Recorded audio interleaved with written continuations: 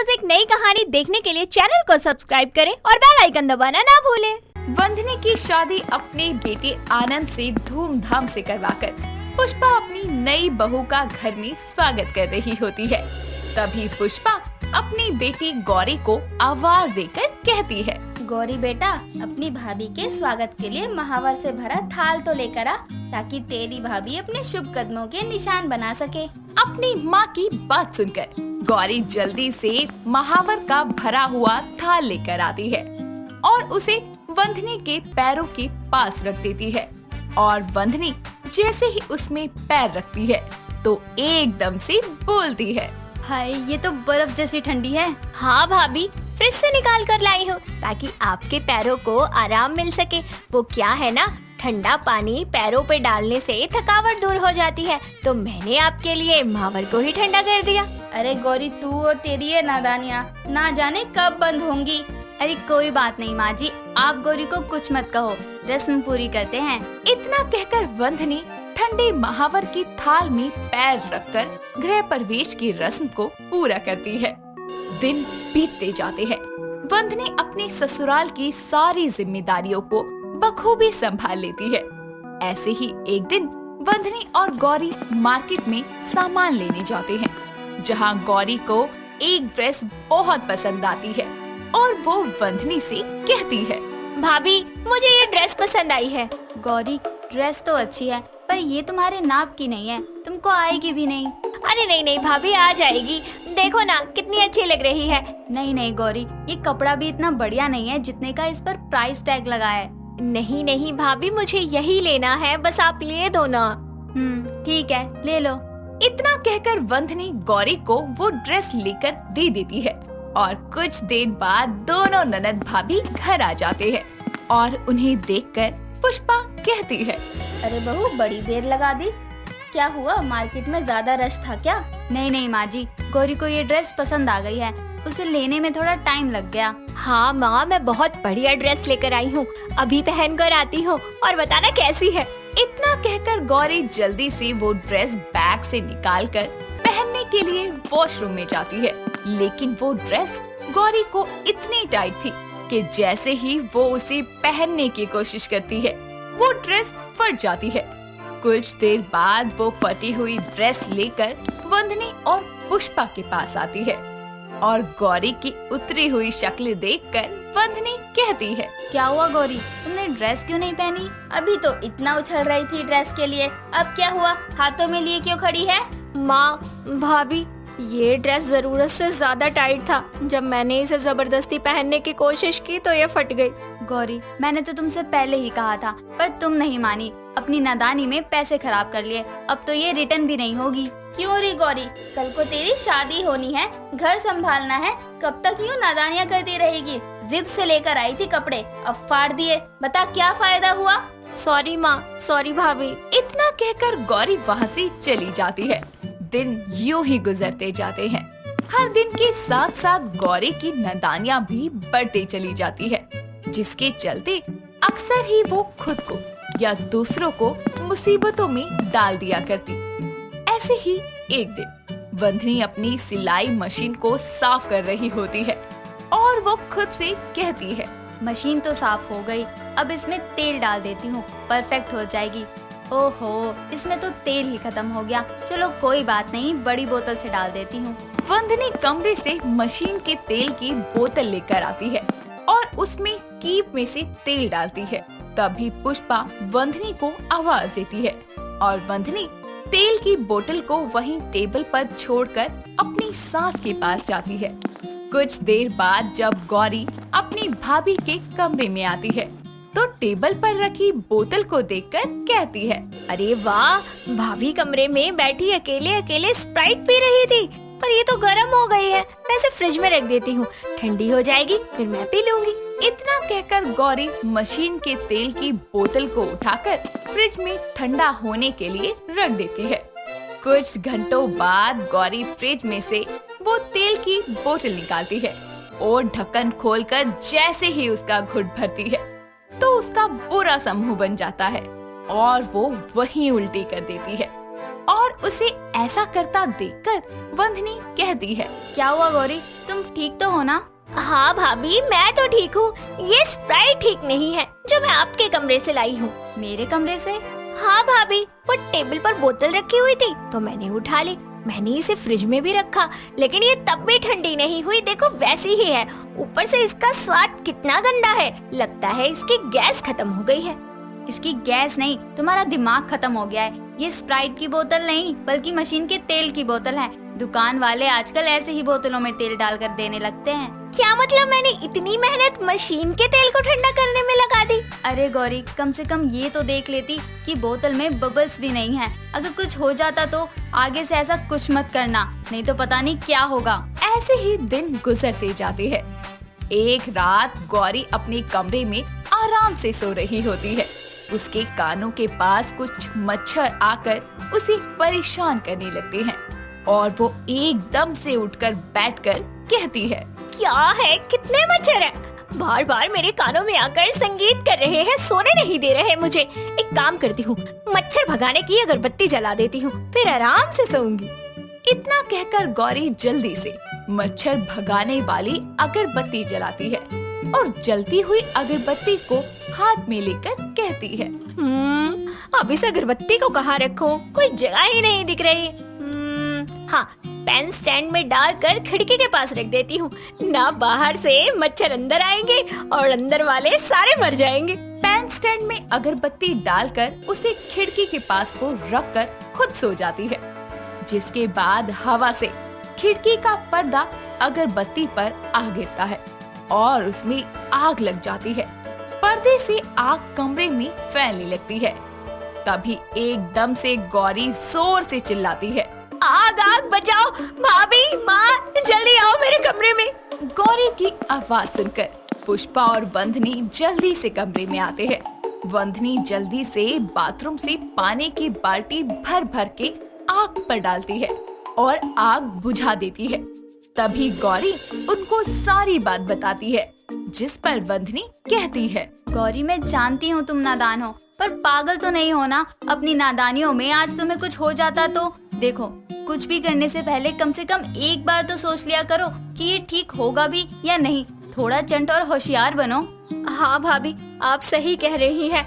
अगर मैं यूं ही नादानियाँ करती रही तो एक दिन कोई बड़ी मुसीबत मोल ले लूंगी। माँ, भाभी, अब से मैं वादा करती हूँ कि मैं हर काम सोच समझ के समझदारी से किया करूँगी, ताकि कोई गलती ना हो, कोई मुसीबत ना हो। गौरी की बात सुनकर वंदनी उसे प्यार से गले लगा लेती है और अब गौरी भी अपनी नादानियों को छोड़कर अच्छे से सारे काम करने लगती है। साथ ही वंदनी उसे घर के कामों में भी माहिर कर देती है।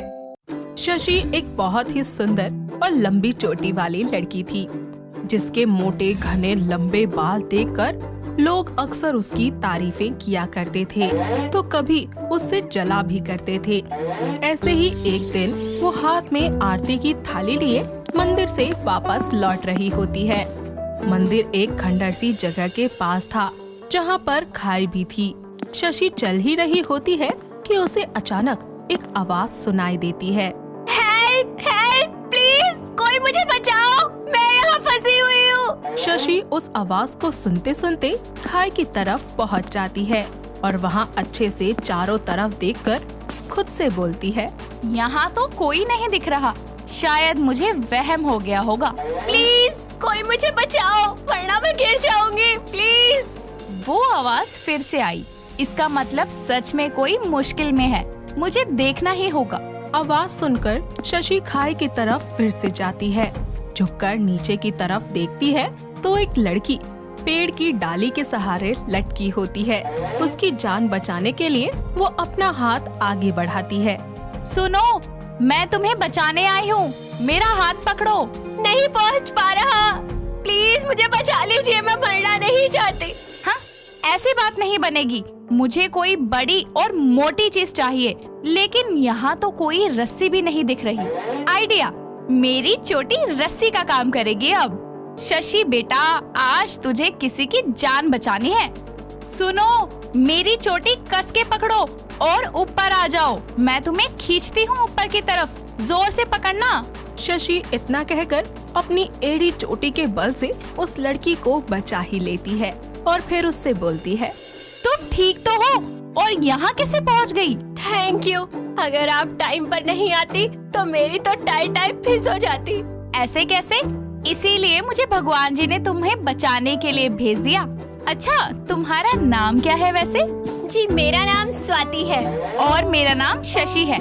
आओ, मैं तुम्हें तुम्हारे घर छोड़ देती हूँ। इतना कहकर शशि स्वाति को उसके घर छोड़ देती है और वापस अपने घर की तरफ जा रही होती है कि तभी रास्ते में उसकी टक्कर एक बाइक वाले लड़के से होती है। दोनों अपने कपड़े साफ करते हैं और हेलमेट पहने हुए उस लड़के एल्विश को शशि सुनाते हुए बोलती है, अरे दिखाई नहीं देता क्या? अंधे होकर गाड़ी चला रहे हो? शर्म नहीं आती तुमको? इतनी तेज ठोकर मार दी मेरी स्कूटी को। ओह एक्सक्यूज मी, फर्स्टली पहले तुम देखकर चलाओ। जो सामने से आकर अचानक से ठोक दी मुझे और तुम्हारी वजह से चोट भी लग गई मुझे। अपनी गलती तो दिख नहीं रही, खुद कैसे चला रहे थे? वो तो शुक्र है ज्यादा सीरियस चोट नहीं आई, वरना मैं तो। क्या हुआ? अब क्यों बोलती बंद हो गई तुम्हारी? सही कहा है, लड़कियों को कुछ भी चलाने के लिए दो तो चलाती बाद में है और ठोकती पहले है। एक्सक्यूज मी, कहाँ खो गई तुम? हटाओ स्कूटी अपनी। हाय, ये लड़का कितना हॉट है, मेरा तो दिल आ गया इस पर। हे भोलेनाथ, इस लड़के के साथ मेरी सेटिंग करवा दो। ओ हेलो, कहाँ खो गई तुम? कोई नहीं, सॉरी जी, मेरी गलती है, मैं अचानक से आ गई आपके सामने। कोई बात नहीं जी। मुझे चोट लग गई, क्या आप मुझे डॉक्टर के पास लेके चलेंगे? मुझसे ना स्कूटी अब चलेगी नहीं, प्लीज। एल्विश उसकी स्कूटी को साइड कर देता है और उसे अपनी बाइक पर बिठाकर डॉक्टर के पास ले जाता है, जहां डॉक्टर शशि के हाथ पर पट्टी बांध देते हैं और उसे दवाई दे देते हैं। जिसके बाद वो दोनों बाहर आते हैं और शशि बोलती है, अरे आपको भी तो चोट आई है, आपने दवाई क्यों नहीं ली डॉक्टर से? अरे कोई नहीं, छोटी मोटी खरोच तो लगती रहती हैं। एक बात कहूँ, आप मारोगी तो नहीं? नहीं नहीं, बोलिए आप। आप बहुत सुंदर हैं और आपकी चोटी सच में बहुत बड़ी है। I like it. सॉरी, ऐसा कहा मैंने, लेकिन ना मुझे वो लड़कियां बहुत पसंद है जिनके लंबे बाल होते हैं और लंबी चोटियां होती हैं। मुझसे रुका नहीं गया, इसलिए बोल दिया आपको। अरे कोई नहीं, मुझे अच्छा लगा ये सुन के। क्या हम दोनों कहीं खाकर बात कर सकते हैं? वो क्या है ना, मैं सुबह से मंदिर गई हुई थी तो मैंने कुछ नहीं खाया। जी जरूर। इतना कहकर दोनों कैफे जाते हैं और कुछ स्नैक्स खाते हैं। समय गुजरता जाता है और एक दिन शशि मार्केट में कुछ सामान ले रही होती है कि तभी एक बुढ़िया कविता को बाइक वाला टक्कर मारकर वहाँ से चला जाता है और शशि उसकी मदद करते हुए उससे कहती है, आंटी जी, आप ठीक तो है ना? ज्यादा चोट तो नहीं आई? अरे बेटा, चोट लग गई मुझे। वो बाइक वाला बड़ी ही जोर से मार के भाग गया मुझे। अगर मेरा बेटा होता ना, फिर बताता उसे।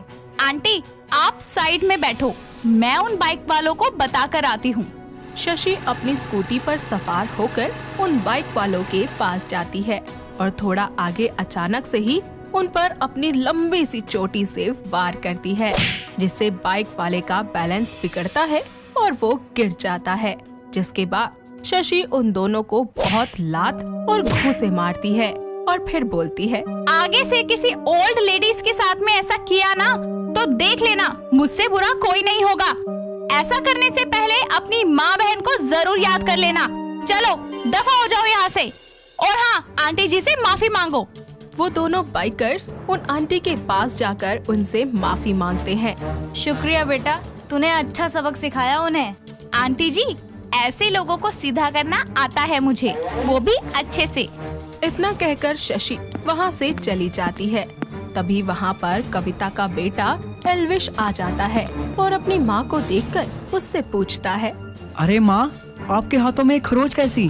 अरे बेटा, वो एक बाइक वाला मुझे मार के चला गया, लेकिन एक लंबी चोटी वाली लड़की ने मुझे संभाला और उन बाइक वालों की ऐसी कुटाई करी कि उनके होश ठिकाने आ गए। मुझे वो लड़की बहुत पसंद है बेटा, तू उसे मेरे घर की बहू बना दे बेटा। कहीं ये शशि तो नहीं? पसंद तो मुझे भी है। माँ, आप उस लड़की के पीछे ले चलो, थैंक्स करना चाहिए हमें उनका। इतना सुनकर कविता मार्केट में उस लड़की का पीछा करने लगती है। साथ ही एल्विश भी उसके पीछे पीछे चला जाता है और वो कंफर्म हो जाता है कि ये लड़की कोई और नहीं बल्कि शशि ही है। वक्त बीतता है और कुछ दिन में ही कविता अपने बेटे के लिए शशि की मम्मी रोहिणी से उसका हाथ अपने बेटे के लिए मांग लेती है और अगले 2 महीनों बाद में दोनों की बड़ी ही धूमधाम से शादी संपन्न हो जाती है। ऐसे ही एक दिन एल्विश शशि को एक थी डायन मूवी दिखाने के लिए थिएटर में ले जाता है। वहाँ से वापस आने के बाद एल्विश बहुत ज्यादा डरा होता है और घर जाकर अपने कमरे में चादर सर पर ओढ़कर बैठकर बोलता है, उस मूवी को देखकर कहीं सच में वो डायन यहाँ आ गई तो मैं क्या करूँगा। वो ऐसा बोलता ही है कि कमरे की लाइट अचानक से जलने और बुझने लगती है और तभी एक औरत अंधेरे में मोमबत्ती लिए बैक साइड से खड़ी होती है और उसकी खूब लंबी चोटी सांप की तरह हवा में लहरा रही होती है। ये देखकर वो डरने लगता है और उससे कहता है, कौन हो तुम? कहीं तुम वही चोटी वाली डायन तो नहीं? हाँ, सही पहचाना तुमने मुझे बुलाया था ना। लो, मैं आ गई। मैंने? अरे मैं तुम्हें क्यों बुलाऊंगा? मैंने नहीं बुलाया तुम्हें, छोड़ दो मुझे। तुम मेरी शशि की बॉडी में क्यों आ गई? क्योंकि इसकी चोटी बहुत लंबी है और इससे मुझे कई नई शक्तियाँ मिलेगी। अब तू मरने के लिए तैयार हो जा। जैसे ही डायन उसकी तरफ खंजर लेकर बढ़ती है तो एक रोशनी आती है और तभी डर के मारे एल्विश वहीं पर ही बेहोश हो जाता है और लाइट जलाकर शशि बोलती है, अरे ये तो डर गए। मैं तो मजाक कर रही थी इनसे मूवी देखने के बाद, लेकिन ये तो ज्यादा ही डर गए। कोई बात नहीं, ये जग जाएंगे तो मैं इन्हें सच बता दूंगी कि ये मैं ही थी। एल्विश नींद में उसकी सारी बातें सुन लेता है। अगली रात को एल्विश भूत बनकर उसके सामने आता है, साथ ही उसकी चोटी काट देता है, जिसके बाद शशि बहुत रोने लगती है। तभी लाइट जलाकर एल्विश उससे बोलता है, अब फिर कभी डराओगी अपनी लंबी चोटी से? अब तो कट गई तुम्हारी चोटी। तो इस सब में मेरी प्यारी सी चोटी को काटना जरूरी था? अब ज्यादा रो मत, तुम्हारी चोटी नहीं काटी। मेरे हाथ में जो है ये नकली बाल हैं। अपने बाल देखो पहले सही से। इस तरह दोनों एक दूसरे को गले लगाकर एक दूसरे से माफी मांग लेते हैं और ऐसे ही खुशी खुशी अपनी जिंदगी में रहने लगते हैं। दोस्तों, अगर आपको ये कहानी पसंद आई तो इसे लाइक करें, शेयर करें और कमेंट करके बताएं कि कहानी में आपको सबसे अच्छा क्या लगा।